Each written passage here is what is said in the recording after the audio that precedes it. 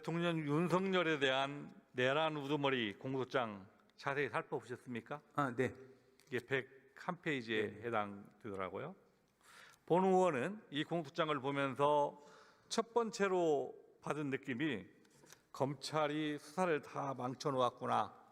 쉽게 갈 수 있는 길이 있는데도 어렵게 갔구나 하는 생각이 들었습니다. 이번 비상계엄과 내란 과정 속에서 가장 중요한 임무를 담당한 사람이 국방부 장관 김용이라고 생각하는데 차관님 동의하십니까? 네, 중요한 역할을 한 것으로 생각합니다. 김용현에 대한 공소장을 보면 이 공소장이 총 83쪽으로 네. 이루어졌습니다. 보셨습니까? 네, 맞습니다.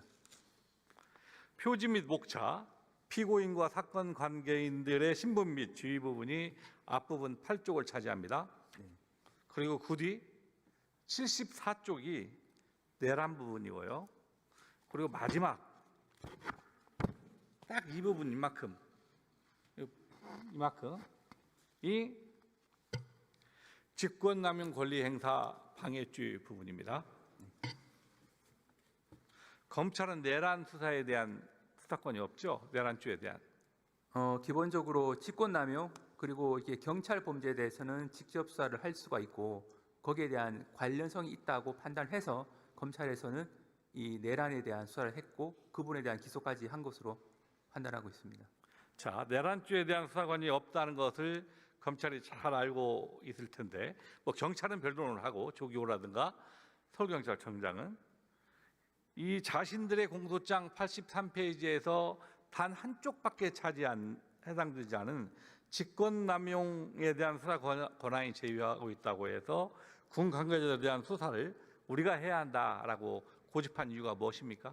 기본적으로 검찰은 직권남용에 대한 수사도 할 수도 있고 또 한편으로는 경찰 이 간부에 대한 수사도 할 수가 있습니다. 그래서 경찰청장, 서울지방경찰청장에 대한 수사를 적법하게 개시를 했고 그것을 기본 범죄로 한 사항에서 내란 범죄는 관련 범죄로 수사를 할 수 있다고 검찰은 판단한 것으로 알고 있습니다. 제가 질문할 때 경찰을 물어본 것이 아니라 군 관계자들에 대한 수사를 한 걸 물어본 겁니다.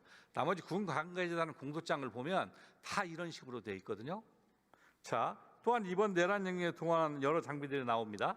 UH-60 헬기, 장갑차, 소총 등. 여기에서 가장 중요한 장비 하나만 딱 들자면 저는 연락할 때 사용했던 비화폰이라고 생각합니다. 이 비화폰은 대부분이 다 대통령 경호처에서 지급한 것입니다. 이 경호처에서 지급하는 비화폰은 데이터의 송수신 내용이 철저히 암호화되어 있어서 서버에 접근하지 못하면 복구하더라도 분석할 수 없도록 설계되어 있다는데 맞습니까? 네, 그런 것으로 알고 있습니다. 이것은 거꾸로 비화폰을 운영하는 서버에 접근할 수 있다면 비화폰을 누가 사용했고 언제 사용했고 그 내용이 무엇인지를 쉽게 밝힐 수 있다는 것이죠. 네, 그런 기술적인 부분은 좀 더 살펴봐야 될 것 같긴 합니다만 기본적으로는 큰 틀에서는 맞는 말씀. 네, 차관님, 경찰청 특별수사단이 1월 19일에 김성훈 대통령 경호처 차장에 대해서 윤 대통령의 1차 체포영장 집행을 저지한 혐의 특수공무집행장으로 구속영장을 청구했는데 서울 서부지검은 1차 체포영장 집행 당시 현장 체증 기록이 있고 재범 우려가 없다며 구속영장 청구를 하지 않았죠. 맞습니까? 네, 그렇습니다. 그런데 김성훈은 대통령 관저 2차 체포집행 시에도 체포영장 집행을 저지했습니다. 그 뒤 1월 24일 특수부는 김성훈 차장의 범죄 행위가 충분히 소명되었고 증거인멸 우려가 있다고 영장을 재신청했는데 이미 재범을 저지른 김성훈에 대해서 검찰은 또다시 보완 수사를 요구하며 구속영장을 반려한 사실이 있죠. 네, 그렇습니다. 경찰의 영장 신청에 대해서 검찰이 법원에 영장을 청구해서 기각이 되는 것은 변론으로 하더라도 두 번 모두 영장 자체를 법원에 청구하지도 않고 반려충분하는 것은 쉽게 납득이 안 가는데 어떻게 설명하시겠습니까? 네, 당시 경호청 차장에 대한 영장 범죄 사실은 크게 보면 공무집행 방해 혐의가 한 가지가 있고 또 한 가지는 직권남용 인사권 행사 부분인데 두 가지 부분에 대해서 법리적인 측면에서 보완할 부분이 있다라고 담당 검사는 판단한 것으로 알고 있고 그리고 당의 혐의 사실에 대한 구속영장을 기각한 거는 당의 범죄 사실 자체에 대한 증거 인멸 우려가 있다고 판단하지 않은 것으로 보이고 지금 언론에서 나왔듯이 다른 증거 인멸했다고 하는 그 부분은 영장이 기재된 혐의 사실 외에 다른 혐의에 대한 부분이라서 담당 검사는 그 부분을 좀 엄격하게 판단하는 것으로 생각하고 있습니다. 그런데 그 뒤 밝혀진 사실을 보면 특수본에서 김용윤 국방부 장관에 대한 압수수색 영장을 검찰에 청구하자 검찰의 고위 간부가 김용현 국방장관에게 비화폰으로 전화를 걸어서 통화한 사실이 있다라고 하는데 맞습니까? 네, 그 부분은 담당 고위 간부가 나와서 그 부분을 설명하고 그리고 전화 통화를 한 바로 다음 날 김용현 국방장관은 특수본의 수사경위 좁혀오자 검찰에 자진 출석하였죠. 네, 당시 대검 간부가 이 소환을 하기 위해서 연락을 한 것으로 알고 있고 그에 따라서 자진 출석한 것으로 알고 있습니다. 이 검찰 고위 간부 누구입니까? 대검 차장검사 이진동 검사입니다. 지난번에 본인이 이 부분을 충분히 왜 설명한 통화하셨다고 합니까? 기본적으로 그 김영헌 전 장관이 연락이 안 되고 해서 담당 이제 검찰 특수본이 구성된 이후에 이 소환 조사를 해야 될 사항인데 연락이 안 되는 상황이 벌어졌습니다. 그래서 대검 차장이 연락처를 받아서 그 연락처로 통화를 했는데 그 이진동 차장검사 이야기로는 그 상대방이 전화한 그 휴대폰이 비화폰이라는 사실은 몰랐다라고 하고 있습니다. 본인은 몰랐다? 예, 본인은 비화폰이라고 하는 것은 사실 알 수는 없거든요. 상대방이 어떤 휴대폰으로 전화를 했는지 여부는 알 수는 없으니까. 그 당시에 그 수사를 해봐야 알겠지만 이 김용현이 사용했다는 비화폰 또 저는 차장이 통화했다는 그 비화폰 외에도 분명히 누군가 숨겨야 할 비화폰의 사용자가 있었을 것이라는 생각을 합니다. 이에 대한 수사의 필요성이 있다고 보이는데 수사하시겠습니까? 그 부분은 앞에서 경호처 차장에 대한 구속영장은 기각했지만 관련 사건에 대한 압수수색 영장은 청구를 해서 필요한 범위 내에서 이 자료는 받아서 분석 중에 있는 것으로 알고 있고 위원님께서 말씀하신 부분까지 다 수사팀한테 참고할 것으로 생각하고 있습니다. 지금 방금 말씀에서 차관이 비화폰인지를 모르고 본인은 일반 폰으로 전화했다라고 하는데 그 사실입니까? 네, 본인은 그렇게 이제 상대방 본인이 주장하는 겁니까? 예, 그렇게 진술하고 있는 것으로 알고 있습니다. 혹시 검찰 고위 간부와 김용현 장관과 통화 내역이 밝혀질 수 있기 때문에 이 김용 그 차장에 대한 압수수색, 그 서버에 대한 압수수색에 대해서 영장 청구를 반려한 거 아닌가 하는 의혹이 드는데 그에 대해서는 어떻게 설명하시겠습니까? 기본적으로 그 통화한 대검 간부 자체가 일반 휴대폰을 썼기 때문에 그분에 대한 휴대폰 통화 내역 조회하면 본인이 통화한 거 나오거든요. 그래서 그 통화 사실을 숨기기 위해서 했다라고 하는 거는 수사 실무하고는 다소 맞지 않는 측면이 있습니다. 국민들은 검찰의 수사를 신뢰할 수 없고 무언가 검찰과 대통령실과 경호처와 이런 부분의 거래가 이루어지는 거 아닌가 하는 의심을 갖습니다. 만일 검찰이 김용현의 신병을 특수본에 넘겨서 정상적으로 수사가 이루어지고 김성훈 대통령 경호처장에 대해서 구속영장을 청구해서 신병이 확보되고 그래서 경호처에 있는 비화폰의 서버에 대한 압수수색이 정상적으로 이루어졌다면 저는 수사의 방법은 완전히 달라졌을 거라고 생각합니다. 동의하십니까? 네, 기본적으로 수사팀에서 필요한 범위 내에서 수사를 한 것으로 알고 있고 그 진행되는 수사 과정에서 특별한 문제는 없는 것으로 생각하고 있습니다. 이런 불신과 납득하지 못할 사유들이 있기 때문에 우리 국민은 검찰을 신뢰할 수 없으니까 윤석열에 대한 내란죄의 공소유지를 맡길 수 없다고 생각하는 것 같습니다. 이런 상황까지 몰고 온 것에 대한 검찰은 전혀 책임이 없다고 생각하십니까, 차관님은? 네, 기본적으로 이 이른바 그 내란 사건에 대해서는 검찰, 경찰, 공수처 3개 수사 기관이 수사를 열심히 한 사항이라는 점은 누구나 다 아시고 계신 부분이고 이 수사 과정에서 특별하게 수사가 미흡한 부분이 있다거나 공정성 논란이 있다라고 생각하고 있지는 않습니다. 아니, 차관님께서 그렇게 생각하시더라도 국민은 이러한 의혹들이 있기 때문에 공정성이 담보되는 특검에 의해서 내란죄의 여지 수사와 공소 유지가 이루어져야 한다라고 생각을 합니다. 이에 대해서는 어떻게 생각하십니까? 기본적으로 3개 수사 기관이 철저하게 수사를 한 것으로 알고 있고 검찰이 최종적으로 수사를 해서 마무리한 이후에 기소를 해서 곧 공판이 열릴 예정으로 알고 있습니다. 그러면 공판 과정에서 충분하게 사실관계가 규명될 것으로 생각하고 있습니다. 제가 짧게 한 가지만 더 물어보겠습니다. 내란이 발생한 12월 3일에 또 하나의 중요한 사건이 재판에 넘겨졌습니다. 그 사건이 무엇인지 알고 있습니까? 12월 3일 날. 12월 3일 날 명태균 관련된 사건을 예, 명태균 사건이 재판에 넘겨진 날이 12월 3일입니다.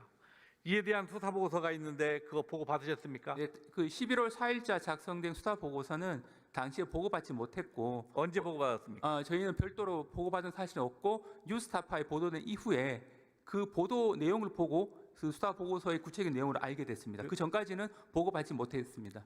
그러면 검찰이나 이런데 해당 보고서가 대통령실에 보고가 됐다면 언제든지 알고 계십니까? 일단 기본적으로 법무부는 수사팀에서 관련 내용을 전혀 보고받지 않았기 때문에 수사 보고서 관련돼서 저희가 용산에 보고했다고 하는 건 있을 수가 없는 일이고 그 외에 다른 방식으로 했는지는 저희는 알 수는 없습니다. 그런데 저희가 알기로는 해당 그 수사 기관에서 그 수사 보고서 내용 자체를 다른 상부에 보고했다고는 생각하고 있지는 않습니다.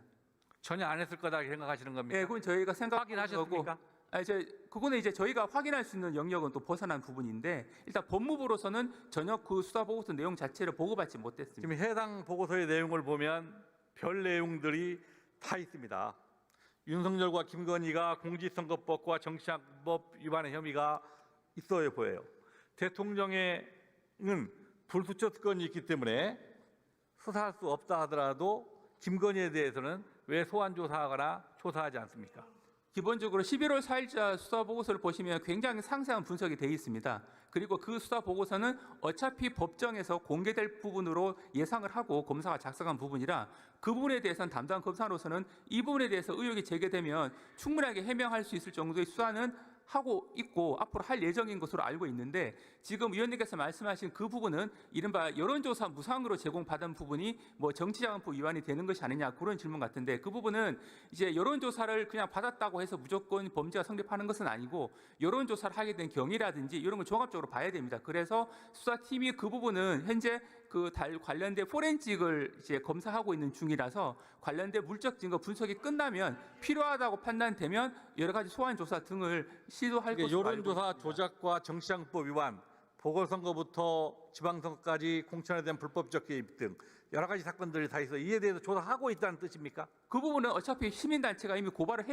했기 때문에 어차피 수사를 해야 됩니다. 그런데 구체적인 수사 방식이나 시점에 대해서는 이제 그 담당 수사팀에서 검토하고 있는 것으로 알고 있고 지금 문제되는 것이 그 명태균 피고인의 이른바 황금폰이라고 하는 휴대폰에 대한 포렌식이 지금 진행 중이기 때문에 분석이 끝나봐야 구체적인 소환 계획 등이 정해질 수 있을 거라고 생각합니다. 이 명태균에 대한 수사 보고서가 이 내란의 도화선이 되었다는 의혹이 제기되고 있습니다.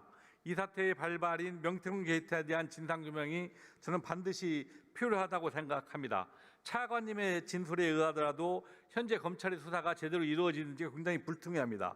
이에 대해서는 명명백백히 진실을 밝히고 있는 명태균 게이트에 대한 특검이 필요하다고 보는 거는 생각하시는데 차관님 생각은 어떠십니까? 네, 기본적으로 특검을 도입하시는 분은 한 두 가지 주장을 하시는 것 같습니다. 첫 번째 주장은 수사가 중단됐다, 특검을 통해서 밝히자는 부분인데 수사는 진행 중에 있습니다. 그리고 또 한 가지 부분은 명태균 피고인 자체가 특검을 통해서 뭔가 진실을 규명할 수 있는 것 같은 연출을 해서 그런 건데 그런 명태균 피고인 스스로가 12월 12일자로 검찰에 이른바 그 황금폰이라고 휴대폰을 이미 제출했습니다. 그래서 명태균 피고인 측의 주장에 의하더라도 검찰 수사에 대해서는 처음에는 협조할 의사를 분명히 보였고 그걸 전제로 압수한 이미 제출한 휴대폰을 분석을 해서 저희가 철저하게 수사를 할 것으로 생각하고 있습니다.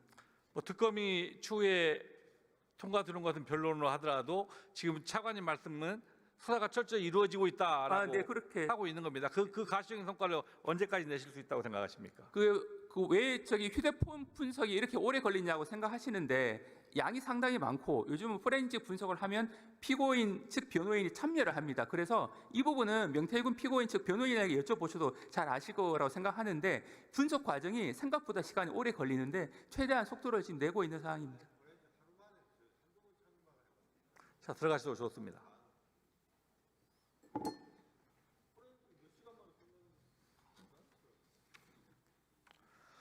어제 권성동 원내대표가 지금의 국정위기 발자는 이재명이고 민주당이라고 강변했습니다. 국민의힘 의원들에게 묻고 싶습니다.